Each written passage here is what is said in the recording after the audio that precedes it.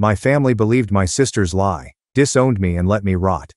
Now they want me to save them from homelessness. So I let them lose everything.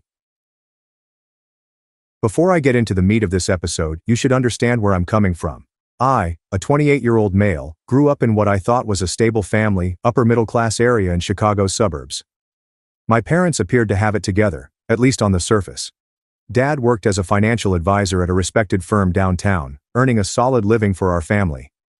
Mom worked part-time as a realtor, but she was more concerned with maintaining the family image, which entailed participating in every community group available and ensuring that our family looked great on Christmas cards. I was their biological son, the golden lad who did everything correctly. Straight A's without much work, naturally athletic and courteous to adults. I wasn't ideal by any means, and as a teenager, I got into a lot of problems, such as sneaking beers with friends and throwing the occasional loud party. But nothing significant. Nothing that would jeopardize the family reputation my mother fought so hard to uphold. When I was 10, they adopted Lily, a 3F at the time, because Mom had always wanted a daughter. I recall the day they brought her home, a tiny little thing with large brown eyes who had everyone wrapped around her finger in minutes. And I'll admit it, I was a bit of a jerk to her at first. Suddenly, I was no longer the center of attention. Everything revolved around Lily's first day in preschool, her dance recital, and her adorable new costume. Looking back, it was typical sibling envy, but at the moment, I felt supplanted. As we grew up, I thought we had a good sibling relationship.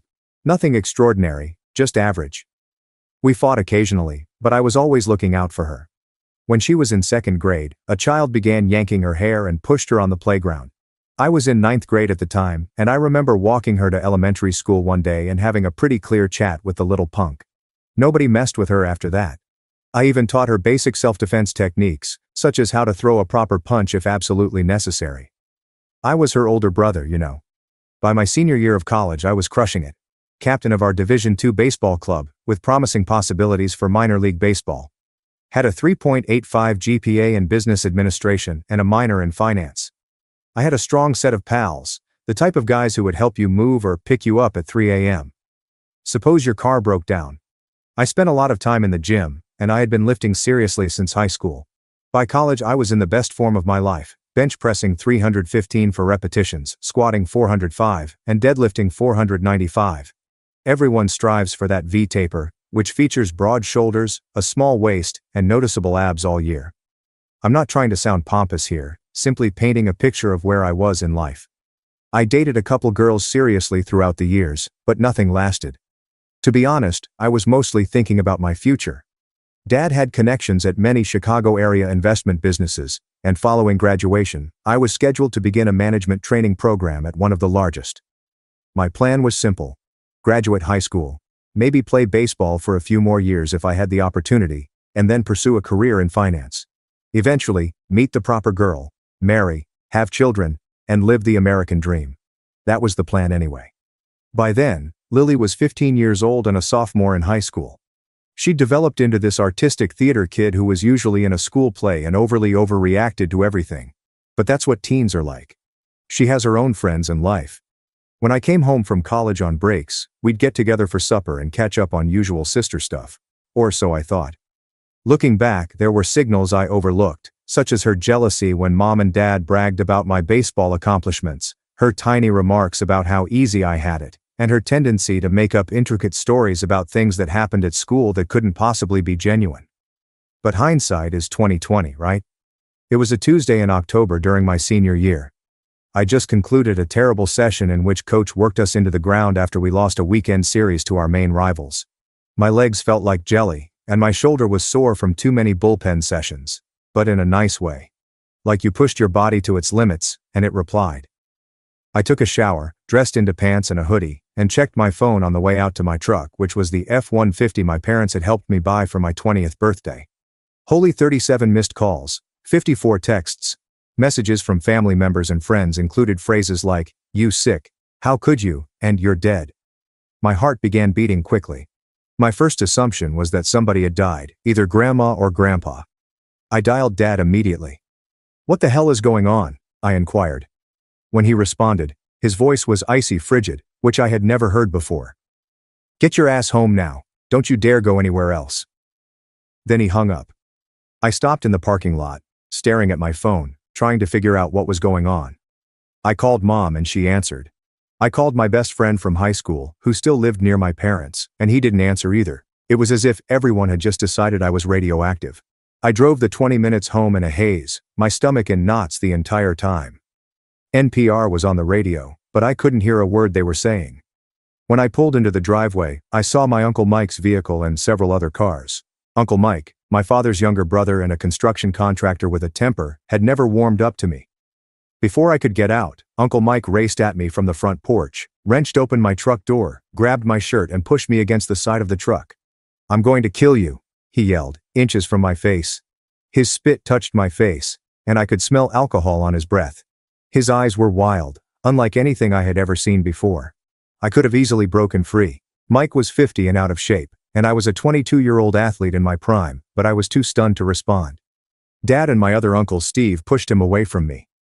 "Inside, now," Dad said, without looking me in the eyes. I stepped up the front stairs and entered the living room. It was packed. Mom was sitting on the couch, her eyes red and swollen from sobbing. Both sets of grandparents were present, looking dismal. Aunts, uncles, and even close family friends. And Lily, my sister, was curled up against Grandma, sobbing into her shoulder. When I walked in, the place went completely silent. Everyone stared at me with dread and disdain, which made my blood run cold. "What the hell is going on?" I shouted, scanning the room for any clues as to what was happening. Mom looked up, her face twisted with fury and loathing, which I had never seen before. "How could you? Your own sister." "What are you talking about?" I asked, seeking around for an explanation. Dad moved forward, his normally cool attitude as a financial consultant gone. He seemed to want to tear me apart with his bare hands. "Lily told us everything, about how you've been coming into her room at night, for years." The accusation struck me like a freight train. I could not breathe. The room began spinning. "What? That's insane. I never touched her." Lily was sobbing harder now. "You said no one would believe me. You said you'd hurt me if I told you. You said it was our secret." "That's," I screamed, my amazement giving way to rage. "I've never said that. I've never done anything to her. What the hell is going on?" Uncle Mike lunged at me again, but was stopped by Dad and Uncle Steve. "My buddy's a cop. You're going to prison, you piece of sauerkraut. They're going to love you there." I attempted to explain myself and show them how ludicrous this was, but it was like talking to a stone wall. Nobody was listening. Lily started remembering more facts and making up stuff that never happened. She claimed I first touched her when she was 10 and I was home from high school for Christmas vacation. They claimed it had happened countless times since then. I said I would hurt her, Mom and Dad, if she told anyone. She lied about everything she said, but they were all nodding, comforting her, and glaring at me. It felt weird, like I'd slipped into an alternate reality where everything was reversed. Then Dad snapped. He had always been controlled and never violent. But something broke in him. He stepped straight up to me and delivered a right hook that would make heavyweight boxers proud. Caught me square in the jaw, and I fell, tasting blood where my teeth had sliced into my cheek. "Get your things and get out. You're no son of mine," he shouted, standing over me and flexing his hand. Mom had already packed some of my clothes into trash bags. They were near the door. Dad grabbed my wallet and took out all of the cards with his name on it, including credit cards and health insurance. "Dad, please. This isn't true," I begged as blood dripped from my broken lip. "You've known me my whole life. You know I would never do something like this." He grabbed my shirt, hauled me to the door, and flung me down the front steps. I landed hard on my shoulder and felt something crack, which turned out to be a slight separation. The packages of clothing followed. Then my baseball gear. "If you ever come near this family again, I'll kill you myself," he said, slamming the door. I sat on the lawn, blood on my face, shoulder hurting, and neighbors peeking through windows at the ruckus. My entire existence had just collapsed in less than an hour. That night I sat in my truck in the baseball field parking lot, trying to understand what had occurred. Couldn't sleep. I kept repeating the scenario, trying to figure out how Lily could do this, and how my parents could trust her without questioning it. By morning my jaw was swollen and purple, and my shoulder hurt so much that I could hardly move my arm. I called a teammate, Ryan, and he let me crash on his couch for a week. His roommates were not happy about it, but they tolerated me. I tried calling, texting and emailing everyone in my family, grandparents, aunts, uncles, cousins, and folks I'd known all my life. No responses. Except for one message from Dad. Contact us again and I'll file a restraining order. You are no longer alive for us. Ryan tried to help. Dude, you need to go to the police. File a report about your dad hitting you. Get ahead of this thing. But I could not. Something inside of me refused to realize that this was actually happening. I kept expecting my folks would come to their senses and see how absurd it was. And honestly, I was terrified. What if Lily did not back down? What if they believed her instead of me? How would I prove in the negative that I did not do something? 2 weeks later, I received an email from the university. My tuition payment for the semester was late. My parents had canceled the midterm. I went to the financial assistance office and tried to secure an emergency loan. But without a co-signer and with little credit history, I was screwed. I had to lower the majority of my classes to part-time status so that I could work full-time to afford even that. Coach was understanding at first and allowed me to stay on the team. But I missed so many practices due to my new job as security at a bar that I seldom played. My grades plummeted. Went from dean's list to barely passing. Friends began avoiding me because stories were flying. Someone in the family told someone, who then told someone else. You know how it goes. Nobody branded me a predator in front of me, but I noticed how people looked at me. How discussions paused when I entered rooms, and how girls would move away if I sat next to them in class. 4 months later, my truck broke down. The engine block has cracked. There are thousands to repair. Could not afford it. I lost my delivery work, which I had picked up on top of the bar security gig. I was evicted from the rundown apartment I shared with 2 other guys because I couldn't afford to pay the rent. I started sleeping in the baseball team's equipment shed after Coach gave me the code. Taking a shower in the locker room. I'm eating 1 meal per day at the cafeteria with the last of my meal plan. Coach spotted me there one night in February. It was below zero outdoors, and I was dressed in 3 hoodies and a sleeping bag, using my duffel bag as a cushion. Instead of getting angry, he sat down next to me on the floor. Son, what the hell happened to you? He inquired, his tone genuine and concerned. I told him everything, the accusation, my parents' reaction, being cut off, I'm losing my truck, the apartment. He was the first person to actually hear the entire story. When I finished, he did not accuse me of lying. He did not say he believed me either. Just nodded and sat in silence for a minute. You can stay here until the end of the semester. After that, I'll help you figure something out. The following day, he brought me a space heater and a good air mattress. He started inviting me to dinner at his house once a week. His wife would always pack leftovers for me to take home. It was not much, but it was something. Someone cares. I finished the year with a 2.1 GPA and just avoided academic probation. But I was finished with baseball. The fire was out. Coach set me up with a summer job at a wilderness program for troubled kids in Colorado. It's ironic, right? However, it paid cash, gave shelter in a staff cabin, and kept me nourished. That fall, I did not return to school. Stayed in the wilderness program and became a full-time guide. Spent days hiking mountains and teaching survival skills to wealthy children whose parents had no idea what else to do with them. I rebuilt myself physically. Carrying 50-pound loads up mountains, chopping wood and erecting shelters were all physically taxing tasks. Gained 15 pounds of pure muscle in 6 months. At night, I'd get blackout drunk with the other guides. On days off, I experimented with anything I could get my hands on, including cannabis, LSD, mushrooms, and coke. Wasn't cautious. Didn't care. I was attempting to numb myself to the knowledge that my former life had vanished forever. After a guide died in a climbing mishap that I could have avoided if I hadn't been nursing a hangover, the program director approached me. Jake, you're one of our best guides. When you're on, the kids respect you. You know you're Salman in the field. But you're a liability when you're like this. I can't have you responsible for kids' lives when you're self-destructing. I got fired the next day. I spent the next year living in my new beater car, a 1998 Honda Civic that I purchased for $1,200 cash. I worked whatever jobs I could find, including bar bouncer, event security, day labor, and construction. Any position where I could exploit my size and no one asked too many questions about my past. I avoided women entirely. I avoided families. I would literally walk out of a restaurant if a child sat too close to my table. The worry of being implicated again was crippling. I had nightmares about being in prison and other inmates finding out what I was there for. I'd wake up in a cold sweat with my heart thumping so hard that I believed I was having a heart attack. One night, I worked security at a college pub in Fort Collins. I recognized a man from my old university who had played football while I was there.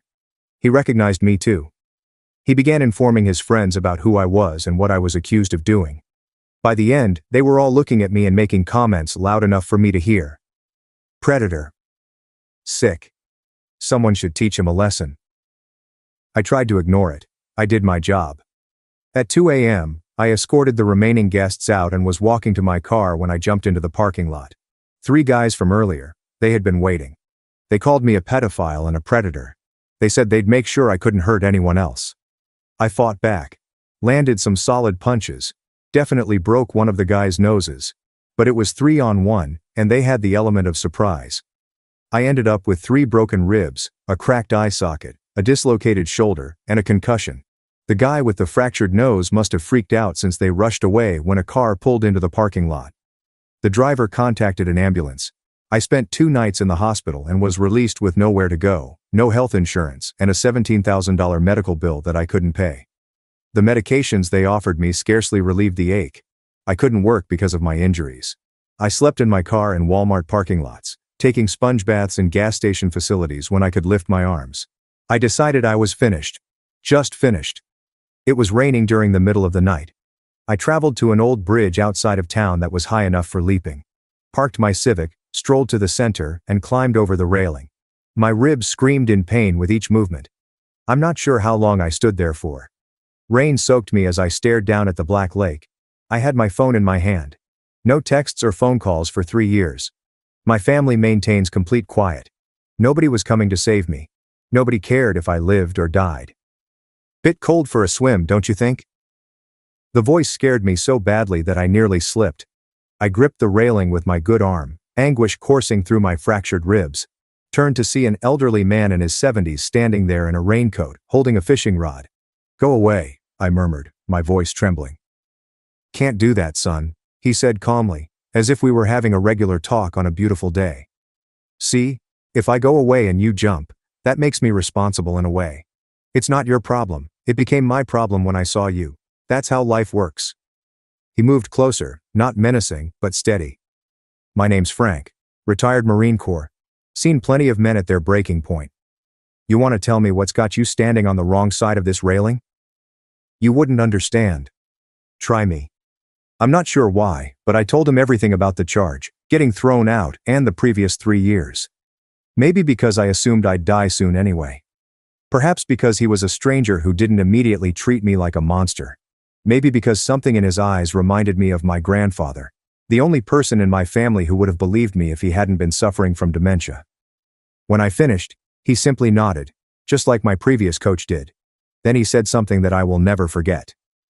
Son, you've been carrying this alone long enough. Put down the weight for one night. Come have a hot meal, dry clothes, and we'll talk about it with clear heads tomorrow. Why would you help someone like me? You don't know if I'm telling the truth. Frank's eyes were acute, even in low light. Been reading men's faces for 50 years, in combat and in peace. You're either telling the truth, or you're the best damn liar I've ever met. Either way, death is permanent. Food isn't. I could have ignored him. Could have jumped anyway. Sometimes I wonder why I didn't. But something about his conviction, his calm in the face of my storm, compelled me to climb back over that rail. Frank's home was small, yet tidy. Everything was done with military precision. Books were neatly positioned on shelves, and shoes were parallel to the entrance. He offered me dry clothes belonging to his son, who had died in Afghanistan 10 years prior. He made me take a hot shower while he cooked. That night, I fell asleep on Frank's couch. Actually, I slept for the first time in what seemed like years. The next morning, he prepared me breakfast, eggs, bacon, and coffee so strong it might rouse the dead. He then offered me a job. He claimed to own a small security agency that provided executive protection, event security, and other specialized services to rich clientele. We needed a young, robust guy who could follow orders and keep his lips shut. Why would you trust me with something like that? I requested an explanation. You just met me. I was about to kill myself. Frank looked me dead in the eyes. Because a man pushed to the edge, who chooses to step back, has something worth living for even if he doesn't know it yet. And because if you screw me over, I know exactly how to find you.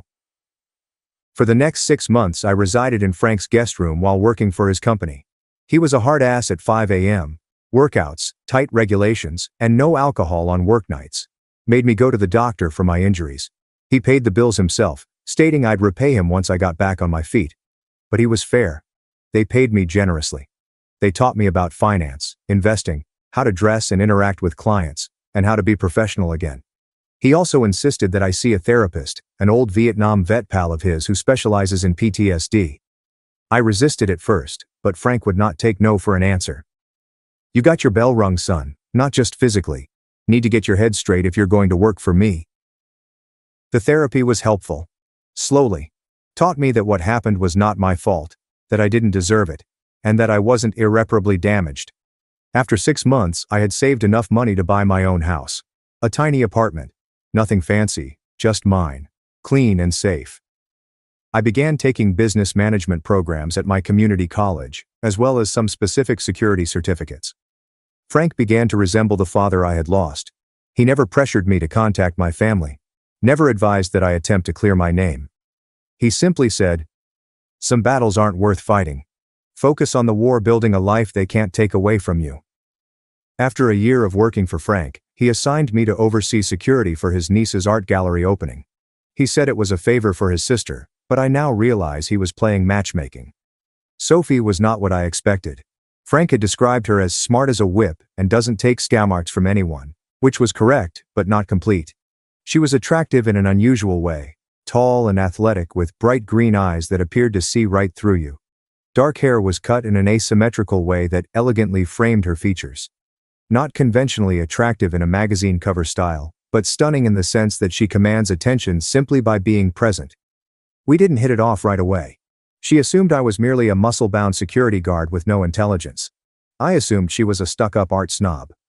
During the event, I overheard her explaining an abstract painting to a possible customer, then rolling her eyes when they left without buying. "Not everyone gets it," I responded, not intending to initiate a conversation. She looked me over and down, taking in my security suit. "And you do?" "Not really. But I'm not pretending to either." She nearly smiled. Almost. Honesty. Refreshing. Throughout the night, I noticed her observing me.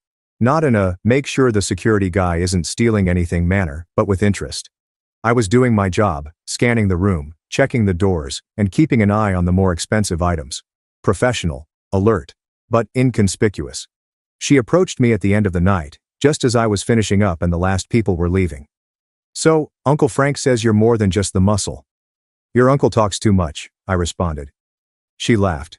It was a genuine nice laugh, not the phony social chuckle I had heard all evening. "Actually, he barely talks at all, which is why when he does, people listen. He says you're going to school." "Business management, yeah. Plus some specialized security certifications."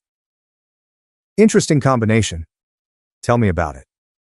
We spoke till 2 a.m., almost everything except my past. She was intelligent, humorous, and challenging in all the right ways. I have traveled a lot. Had strong beliefs on art, politics, and music, but also listened to my point of view. When I eventually explained that I needed to leave because I had an early training session with a new customer, she handed me her card. "I have a security issue at my condo. Locks need upgrading. Maybe you could give me a consultation." It was a clear justification, yet I accepted it. That consultation evolved into dinner, then movie nights, and then weekends together. Sophie was unlike anyone I had ever dated. Fiercely independent, dedicated to her profession, but vulnerable at quiet moments. She had been injured, but not in the same manner that I had been, because pain recognizes pain. For months I avoided discussing my family. When she asked, I made up some hazy stories. They claimed my parents had died in a vehicle accident. That I was an only child. Sophie sensed I was hiding something, but she didn't press. But Frank insisted that I come clean. "That girl is falling for you," he said one day at work as we were organizing security for an impending event. "And you're falling for her. She deserves the truth before it goes any further." He was correct. So, one evening over supper at my flat, I told her everything. The entire terrible story. I expected her to depart, to look at me differently, to suspect that Lily hadn't been lying. Instead, she held my hand across the table and said, "Thank you for trusting me. I believe you." Except for Frank. No one else had said these 3 words to me. I broke down at the dinner table, sobbing like a child. She simply hugged me and allowed me to express myself completely. 2 years after we met, I proposed. Did it right down on one knee, in the same area where we had our first actual date, ring in hand, heart racing. Frank led her down the aisle because her own father had died years before. We purchased a little home in a quiet neighborhood, started creating a real life. I finished my degree and became a partner in Frank's firm. We moved from local security to regional and ultimately national contracts, built a reputation for professionalism and confidentiality. Sophie's artistic career took off. Her work first appeared in big galleries, fetching high prices. We talked about starting a family. I was finally happy. Finally at ease. Nightmares were less frequent. I could be near youngsters without panicking. I even reunited with a couple old college pals who contacted out after hearing pieces of the true story from common acquaintances. My past life felt distant, like if it had happened to someone else. I still think about my family. I wondered if they had ever doubted Lily's account. If they ever regretted what they did. But I had accepted that chapter as closed. I had a new family now, individuals who picked and supported me. That was sufficient. Or so I thought. It was a random Tuesday in March. I was in my office studying security protocols for an upcoming client event with a billionaire tech CEO who was visiting for a conference and needed discreet security. My assistant buzzed me on the intercom. "Sir, you have a call on line 1. Woman wouldn't give her name but says it's a family emergency." My first thought was Sophie, or Frank. "Put her through." I took up the receiver. "Hello, this is Jake," is definitely not my true name. Silence. Then a sob. "Jake, it's Mom." My body became frigid. I hadn't heard her voice in 7 years. I wanted to hang up. I wanted to shout. Instead, I just said, "What do you want?" "Please don't hang up," she begged. "We need to talk to you. It's important." "We haven't spoken in 7 years. Nothing could be that important." My voice sounded icy. Lily confessed. She lied about everything. She made it all up. The world came to a stop. 7 years of suffering. I'm talking about starting over. About dreams, panic attacks, and therapy. All due to a falsehood. I knew it was a lie, but hearing her acknowledge it. "Jake, are you there?" I hung up. I walked out of the office. I told my assistant to cancel my meetings and drove to Frank's house. After I told him, he simply nodded and said, "What do you want to do?" "I don't know." "Yes, you do. You just don't know if it's the right thing." He was correct. Part of me wished to ignore them. Keep them out of my life permanently. Another segment required answers. I needed to hear the truth spoken directly to my face. Sophie felt the same way when I told her that night.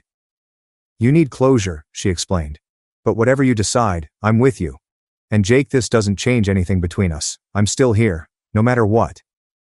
For 2 weeks I ignored the calls and texts that began to come in from Mom, Dad, and even relatives who had cut me off years before. I talked it out with my therapist. Yes, I've got one. Not embarrassed to confess it. Finally, I knew I had to confront them, only on my terms. I texted my mother, a public place. Coffee shop on Main Street. Sunday. 2 p.m. "It's just you, Dad, and Lily. I'll have folks with me. Only one chance." Sunday came. Frank insisted on coming as backup. Sophie was by my side, holding my hand so tightly that it almost ached. We arrived early. I took a table in the corner so that I could see all of the entrances and exits, an old security habit that never goes away. My stomach was knotted. Part of me still expected them not to appear, or that this was some sophisticated ruse.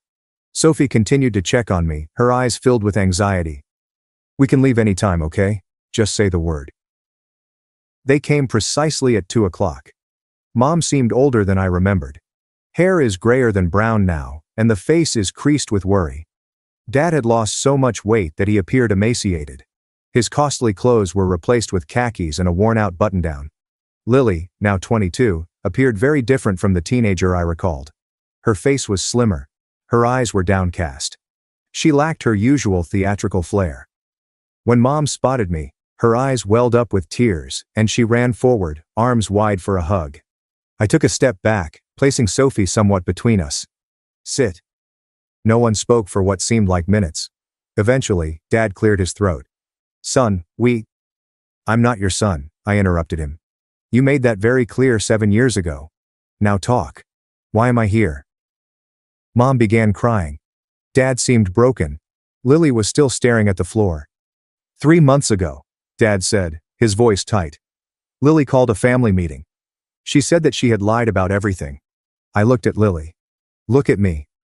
Slowly, she raised her eyes, which were crimson from crying. Why? My voice didn't sound like mine. She drew a hesitant breath. I was jealous. You were a perfect son. Everyone adored you as a star athlete and astute thinker. Mom and Dad gave you everything. I wanted them to love me more and pay attention to me. So you accused me of something that could have landed me in prison? Destroyed my whole life? The anger that I thought I had dealt with years ago returned. I didn't think it would go that far, she muttered. I figured they'd simply be furious with you and possibly ground you. But then everyone began asking questions, and I couldn't take it back. And then it just kept going. Everyone was extremely sweet to me, giving me things and making me feel special. I wasn't sure how to stop it. And you too? I looked at my parents. You kicked me out without even listening to me. Without proof. Dad attempted to explain. We believed we were protecting her. She was our little girl. And I was your son. I slapped my hand on the table, and the entire coffee shop became silent. The people at neighboring tables tried not to hear, but they were all ears. I wasn't even home for the 4th of July weekend, she claimed. I was at a baseball tournament in Denver, and there were pictures all over social media. Did you even check?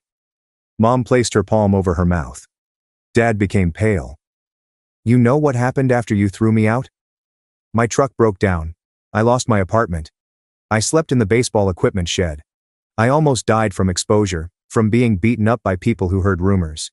I stood on a bridge, ready to jump, because the family who was supposed to love me believed the worst without a single question.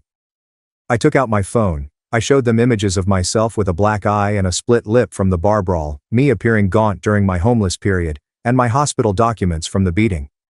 I was your son. My voice broke. Sophie squeezed my hand. Frank put his hand on my shoulder to ground me. We're very sorry, Mom wept. We made a terrible mistake. We want to make it right. Make it right? I chuckled, but it wasn't funny. How exactly do you plan to do that? Give me back 7 years of my life? Erase the nightmares? Undo the trauma of being homeless, of being beaten, of standing on that bridge ready to die? Mom was sobbing non-stop now. Dad appeared to have aged 10 years within the last 5 minutes. We want you to come home, Dad continued, his voice barely audible. We want our family back together. That is not going to happen. I already have a family. I looked at Sophie and Frank. People who actually stood by me. Lily eventually spoke up. There's something else you should know. She explained how, following her confession, everything changed. My parents had cut her off financially, sold the automobile they had purchased for her 16th birthday, a BMW, while I was sleeping in my truck. She had to drop out of her pricey private university and work in retail while attending night classes at a community college. Dad's business had deteriorated as a result of some bad investments, and they were forced to downsize from their large house to an apartment. Mom's social standing in the town was damaged when word spread about Lily's deception. We need your help, Jake, Mom acknowledged, finally appearing embarrassed. Your father's business is struggling. We're going to lose the condo. Lily can't afford to continue school. We've had to sell almost everything. So there it was. They did not want forgiveness. They wanted money. I began laughing. I couldn't help it. Let me get this straight. You destroy my life, disown me, leave me homeless. And now that I've managed to build a successful life despite you, you want me to bail you out? We're family, Dad murmured softly. We're not. I stood up. You made your choice 7 years ago. Now you can live with it. Please, Lily implored, tears running down her cheeks. I know I don't deserve forgiveness, but Mom and Dad shouldn't suffer for my mistake. You're right. They should suffer for their mistake. I looked at my parents. I forgive Lily. She was a child who made a terrible choice. But you two were adults who should have protected both your children. Instead, you threw one away without a second thought. I placed money on the table for our coffee. As we were leaving, Mom grabbed my arm. Please don't leave it like this. What can we do? What do you want from us? I gazed at her for a long time. I want you to remember how it feels to have everything taken away. To feel helpless. To have no one believe in you. Maybe then you'll understand what you did to me. Sophie, Frank and I walked out. As we approached the automobile, Frank squeezed my shoulder. Proud of you, son. That happened 2 years ago. I learned via mutual acquaintances that my parents lost their condominium. Dad currently works in a big box shop. Mom cleans homes. Lily dropped out of school entirely and relocated to another state. Sometimes I consider reaching out. Sophie says that would be the final step in my healing forgiveness, not for their benefit, but for my own. Frank says it's my decision, and he'll support me anyway. For the time being, my primary focus is on my own family. Sophie is pregnant with our first child. We are expanding the security firm to 3 more states. Create something real that cannot be taken away. Edit 2. To answer some popular questions, yes, I contemplated filing charges against Lily for false claims, but the statute of limitations in my state has expired. No, I don't feel horrible about not supporting my parents financially. They made the bed. And, yeah, Sophie is doing well with her pregnancy, thanks for asking. Edit number 3. Many of you think I should aid Lily because she was only a child when this happened. Maybe you are right. But she was 15. Not 5 years old enough to understand what she was doing. She let me suffer for 7 years before coming clean. That being said, I might contact her someday, simply not ready yet. Edit 4. For those wondering if I'll let my parents meet their grandchild, I honestly don't know. Will they be in the delivery room? Absolutely not. Will they ever babysit? Hell no. But maybe supervised visits eventually, when I'm confident they won't poison my child against me with further falsehoods, and only if they have significant therapy and accept full responsibility. Edit 5. Some are calling this report a hoax. Whatever, believe in everything you want. Why would I make something up? I came here to process and perhaps help others who have been wrongly accused, not for internet points. Edit 6. Thank you to everyone who shared their comparable experiences in the comments. It helps knowing that I'm not alone in this. And to the person who asked why I don't hate all women anymore. I'm not an incel who believes that one person's acts define the entire gender. In case you didn't realize, my wife is a woman.